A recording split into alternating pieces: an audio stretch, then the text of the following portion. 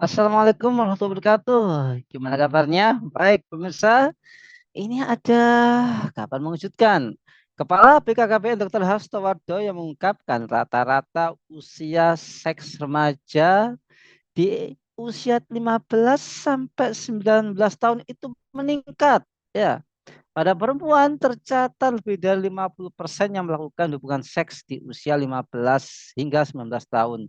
Sementara laki-lakinya angkanya lebih tinggi, yakni di atas 70%. Nah, kira-kira apa sih faktor maraknya seks bebas di kalangan remaja ini? Ya, apakah karena ada bagi-bagi alat kontrasepsi gratis itu ya, atau gimana? Baik, sekarang kita terhubung dengan Bung Rizky Awal selaku pemerhati remaja. Assalamualaikum, Bung Rizky. Ya, Waalaikumsalam warahmatullahi wabarakatuh, Mas Nanang dan juga rekan-rekan 8 News Channel di mana pun berada. Baik, gimana nih Bung? Kenapa kok seks bebas ini meningkat? Apakah karena ada larangan siswa dilarang menikah gitu ya? Atau gimana? Ya kan, Silakan. eh, kalau BKKBN itu menyampaikan demikian ya, beberapa tahun yang silam, dan saya 10 tahun yang silam, datanya cukup mengejutkan ketika di salah satu kota di Jawa Barat itu dilakukan survei oleh BKKBN di wilayah kota tersebut menyampaikan eh, hampir 90% yang mereka yang berpacaran itu melakukan aktivitas kissing, berciuman. Kemudian itu 30%-nya itu melakukan aktivitas hubungan intim tadi, luar nikah, dan 60%, 40 sampai 60% remaja laki-laki dan remaja perempuan sejenis melakukan hubungan sejenis. Alasan mereka kenapa melakukan hubungan sejenis itu karena menurut mereka itu lebih aman ketimbang mereka harus berhubungan dengan pacarnya, gitu ya. Artinya mereka melakukan semacam istilah dalam dunia dunia kesehatan itu masturbasi. Nah, itu yang membuat angka yang cukup 10 tahun yang lalu ya, ketika saya masih berada di lingkup kampus itu dinyatakan demikian. Nah, ketika BKKBN itu menyatakan bahwa saya aktivitas seks bebas itu meningkat tadi ditandai dengan hampir 50% lebih ya remaja perempuan. Ini kan yang ditanya remaja perempuan terlebih dahulu. Angkanya di antara usia 15 sampai 19 tahun berarti mereka ketika berpacaran itu artinya sudah tidak perawan lagi, artinya sudah melakukan hubungan dengan pacar mereka. Dan sebaliknya, justru di angka laki-laki menambah sampai 70%. Ini angka yang cukup mengkhawatirkan sekali. Kenapa bisa terjadi demikian? Pertama karena alur informasi yang masuk ke anak-anak muda ini tidak terfilter dengan baik. Itu yang perlu kita perhatikan ini. Ketika teknologi informasi yang terkait dengan seksualisme, hedonisme ini tidak terfilter dengan baik, maka semua informasi itu masuk kepada mereka. Sehingga mereka, anak-anak muda ini kan tipikal yang dia penasaran, ya karya CV-nya luar biasa, maka bisa jadi mereka melakukan hal-hal yang di luar keinginan orang tua tentu. Yang kedua, kenapa tingkat seks bebas meningkat? Karena lifestyle gaya hidup di masa kini, di mana kehidupan beragama itu terpisah dalam kehidupan dunia atau yang kita sebut dengan sekularisme, ini meningkatkan impact impresi dari aktivitas itu. Sehingga kalau kita perhatikan angkanya cukup besar dan mengkhawatirkan. Nah, ini yang menurut saya kasus ini apa yang disampaikan BKKBN itu harus menjadi perhatian kita bersama. Ada video yang cukup viral nih, para pemirsa pernah mengetahui atau mungkin sepintas lewat ya. Ada pernyataan dari Dr. Objin yang menyatakan ada anak bahkan di bawah usia 13 tahun, remaja perempuan datang bersama bibinya untuk menyampaikan keluhan pada alat kelaminnya. Apa yang ketika diinvestigasi, digali oleh Dr. Objin ini, anak ini di usia 12 tahun berarti usia kelas 5, kelas 6 SD. itu sering berpamitan nginep ke rumah teman perempuannya, sama-sama perempuan nih, nginep, dan orang tuanya mengizinkan ketika si anak ini nginep di rumah teman perempuannya itu. Apa yang terjadi?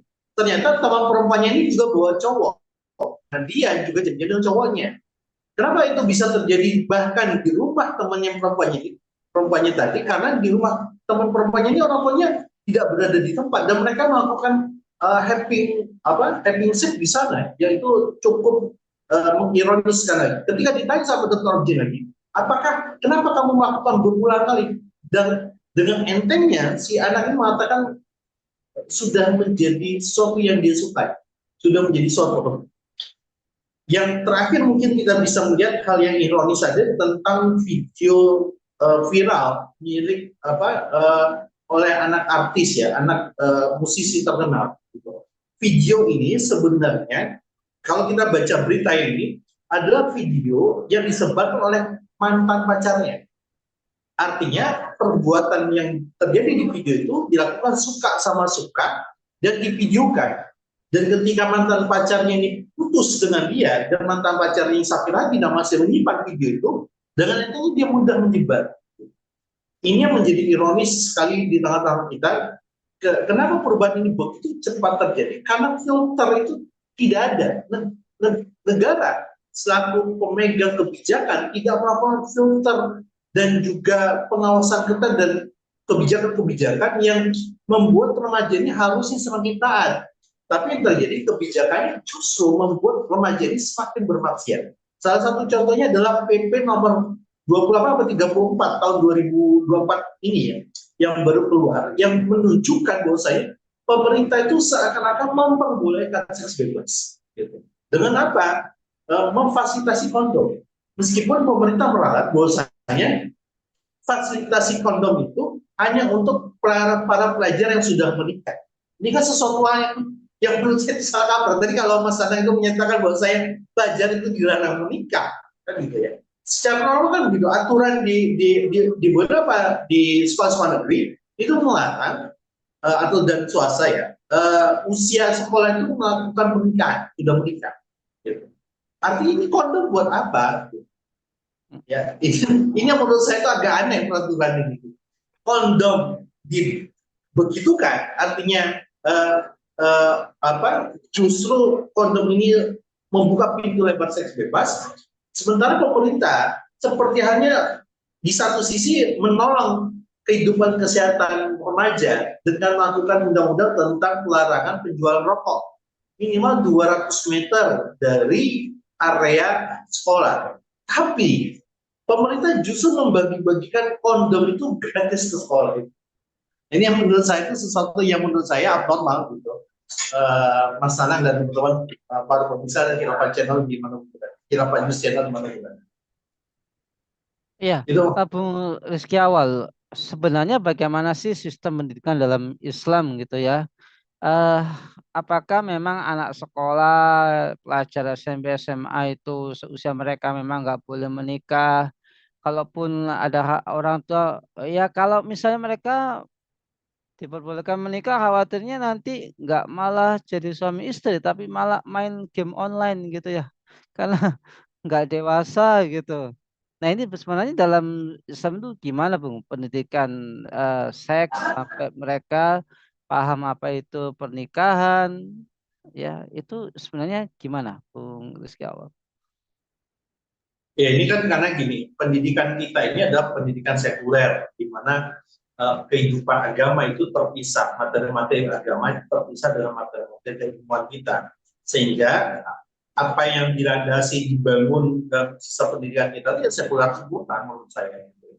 Maka ketika apa yang terjadi ketika orang masuk sekolah, ketika mereka sudah SMA itu bukan berpikir bagaimana mengembangkan riset, bukan lagi berpikir bagaimana mengembangkan ilmu pengetahuan, bukan.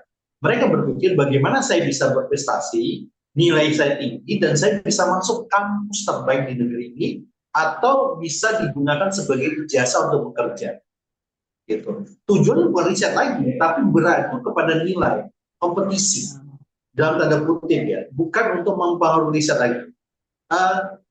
Kemudian yang kedua, pemerintah seakan-akan mengabaikan urusan. Kalau kita melihat usia produktif ya, remaja itu kan usia 15 tahun itu sesuatu yang usia produktif.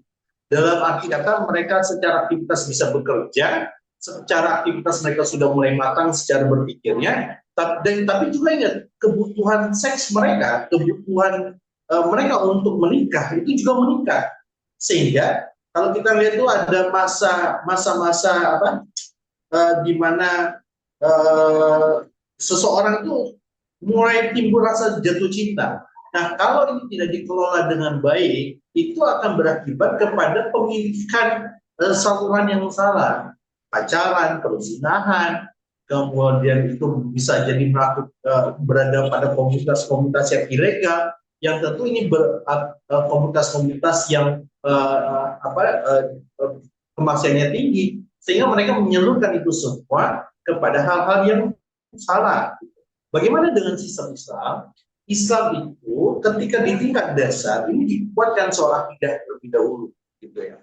Coba kalau kita lihat bagaimana sekolah-sekolah di pendidikan dasar itu justru karena itu menganggap semua orang itu harus bisa, gitu. Sehingga kita lihat tas-tas mereka itu pada berat-berat, anak-anak usia 6-7 tahun sampai 12 tahun itu buku karena bagi kita sedari kecil itu dipaksa harus serba bisa, tugas banyak menumpuk segala macam. Mungkin bisa jadi di pendidikan negeri gratis, tapi dari buku-buku menumpuk, PR menumpuk, ya semua harus bisa. Sementara akidah mereka nggak kuat. Ketika sudah mulai tahapan dewasa, mereka tetap dilatih dengan ilmu pengetahuan dan memisahkan diri tentang akidahnya. Sehingga apa yang terjadi? Mereka tidak bisa memfilter mana yang hak, mana yang batil, mana yang benar, mana yang salah. Yang menurut yang dilatih, mana yang gue suka, mana yang enggak gue suka, mana yang populer, mana yang tidak populer, itu yang dilatih. Nah, sementara di dalam sistem pendidikan Islam, di pendidikan dasar itu kan dikuatkan akidah. Ketika pendidikan menengah, itu semua ajaran akademik itu mau tidak mau harus terkoneksi dengan Islam, dengan syariat Islam. Supaya apa? Mereka tidak memisahkan ilmu pengetahuan dengan Islam, karena Islam itu menghasilkan ilmu pengetahuan, dan ilmu pengetahuan itu akan terkontrol dengan baik ketika Islam menjadi wawasannya. Sehingga apa yang terjadi ketika mereka berada di bangku-bangku SMP, SMA, yang mereka lakukan itu adalah meningkatkan daya pikir mereka, meningkatkan daya kreatif mereka, meningkatkan daya kemampuan mereka agar bisa lebih baik lagi. Ya, menciptakan ilmu pengetahuan, menciptakan rumusan baru, atau justru bisa melakukan hal yang berfungsi untuk mengembangkan bangsa dan negara. Gitu. Nah, ketika mereka di pendidikan tinggi, jauh lebih dalam lagi, mereka sudah bisa menguasai fikih, mereka akidahnya sudah kuat, bahkan riset-riset itu akan produktif gitu. Berbeda dengan sekarang, ketika ditanya apa alasannya untuk menyelesaikan S1, supaya dapat ijazah untuk bisa bekerja. Sementara sistem Islam itu tidak memfokuskan itu. Ijazah itu bukan untuk melamar kerja, bukan. Ijazah itu bukti seseorang sudah lulus secara akademik dan sudah mengerti dan memahami apa yang dipelajarinya. Itu yang terjadi kenapa ijazah itu punya peranan penting di dalam Islam. Tapi kalau sekarang ijazah itu berperan penting untuk melamar kerja, gitu. Untuk membuktikan bahwa saya seseorang itu sudah lulus S1, gitu. Itu yang kata Bung Rocky Gerung, ijazah itu bukan menunjukkan orang pintar, gitu kan, sekarang.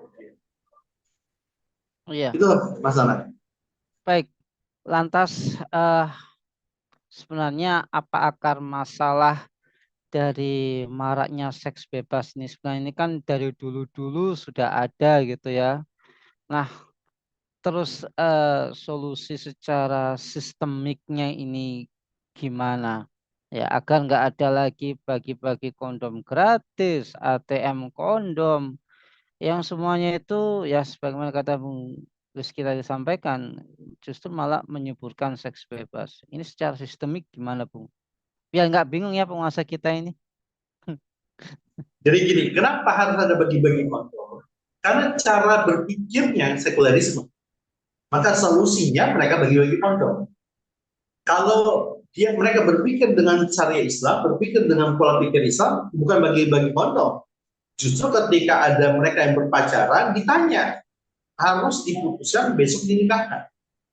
Didorongnya begitu, bukan malah ruang dosanya diperbesar. Kita mengingat salah satu hadis ini kan yang dimain tentang bakal terjadi gempa megatrust katanya kan gitu ya. Padahal tidak akan terjadi akhir zaman kata Rasulullah dalam satu hadis kecuali sudah berbagai zina dan korban. Kalau bagi-bagi kandang itu kan berarti dia mengundang azab dari Allah Subhanahu Wa Taala. Ya, azab diundang, kenapa bagi-bagi kondom? Menyatakan bahwasanya ini solusi, padahal ini berbahaya. Bisa jadi satu sisi dia menjadi solusi, tapi melahirkan 99 permasalahan baru. Penyakit baru bertebaran, ya kemudian tingkat stres meningkat, aktivitas dosa luar biasa gitu. Nah, penyebabnya memang sistem sekularisasi terjadi mendasar sekali dalam pendidikan kita hari ini. Guru-guru, kemudian sekolah sekarang bersifat kapitalisme, gitu ya, mencari untung sebesar-besarnya dengan cara seminim mungkin. Gitu. Nah, ini yang perlu kita memahami bahwasanya akar masalah ini karena tidak diterapkan Islam yang apa dalam kehidupan pribadi, keluarga, masyarakat, berbangsa dan negara. Sistem kurikulum hari ini bukan ditopang untuk memperkuat akidah dan memperbesar hasanah kebudayaan Islam, hasanah pengetahuan Islam, tapi sistem pendidikan hari ini justru menguatkan kapitalisme, menguatkan hedonisme, menguatkan sekularisme. Jadi itu akar masalahnya, tidak diterapkannya hukum Islam secara apa gitu. Ya, baik, terima kasih Bung Rizky awal atas pemaparannya. Semakin jelas buat kita semua solusi dalam Islam ini seperti apa. Dan semoga kita semua diselamatkan dari bahaya seks bebas. Dan semoga kita semua, anak-anak kita dijadikan anak-anak yang soleh dan solehah. Amin. Baik, terima kasih. Dan pemirsa, demikianlah bincang-bincang kita dengan Bung Rizky awal. Semoga beliau keluarga senantiasa dalam perlindungan Allah. Dan terus dukung channel ini dengan subscribe, like, komen, dan share sebanyak-banyaknya. Semoga menjadi amal kebaikan kita di dunia pun di akhirat. Sampai jumpa di lain kesempatan. Lanang Siawan undur diri. Wassalamualaikum warahmatullahi wabarakatuh.